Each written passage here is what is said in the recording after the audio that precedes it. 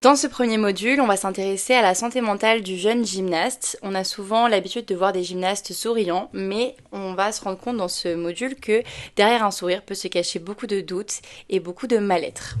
Ensuite, nous verrons que l'idée n'est pas de culpabiliser, mais d'alerter, que les parents et les entraîneurs jouent un rôle clé dans l'accompagnement et l'épanouissement des jeunes sportifs.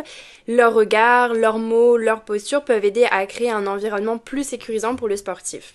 Ce qu'on souhaite, c'est d'informer, d'alerter, mais sans juger. On veut juste ouvrir un espace de dialogue autour des risques psychologiques qui sont souvent invisibles. Et enfin, ce module encourage une évolution des pratiques. Le but est simple, que la gymnastique reste une source de plaisir, de progression et surtout de bien-être pour les adolescents. Être performant ne protège pas toujours de la souffrance psychologique. Et c'est l'exemple de Simone Biles qui va illustrer simplement cet effet. Malgré son très haut niveau et son expérience, elle a décidé de se retirer des Jeux de Tokyo pour préserver sa santé mentale. C'est une décision de protection et pas un échec. Cet exemple met en lumière des réalités qu'on retrouve aussi sur le terrain. La pression du résultat, l'envie d'en faire toujours plus et parfois même la difficulté à dire stop. L'idée qu'on vous propose de garder en tête est simple. Si même une athlète adulte peut atteindre ses limites, qu'en est-il alors des adolescents ? Ici, l'idée principale est simple. Les données confirment une réalité préoccupante. On observe des taux élevés de blessures chroniques, de fatigue persistante ou encore de troubles du comportement alimentaire particulièrement présents dans des sports esthétiques. Et il faut savoir que ces éléments ne sont pas isolés. Ils s'inscrivent souvent dans une culture où l'on continue à s'entraîner malgré la douleur persistante. Et aussi, on minimise ainsi les signaux du corps.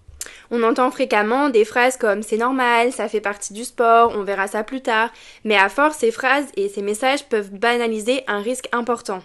L'objectif ici n'est pas d'alarmer, mais de prendre conscience. En effet, reconnaître ces signaux tôt permet d'agir pour préserver la santé de l'athlète et la trajectoire du jeune gymnaste. Ces chiffres ne tombent pas de nulle part. Ils sont liés à la manière dont l'environnement sportif est structuré autour des jeunes gymnastes. Par exemple, la spécialisation précoce peut limiter la diversité motrice et installer très tôt une forme de pression autour de la performance. À cela s'ajoute un volume d'entraînement très élevé.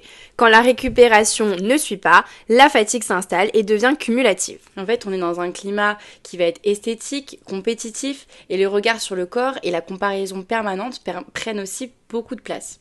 Et progressivement, certains jeunes sportifs vont créer une identité presque uniquement autour de la gymnastique. Ce n'est donc pas un seul facteur qui explique les risques, mais l'addition de plusieurs éléments qui ensemble peuvent fragiliser l'équilibre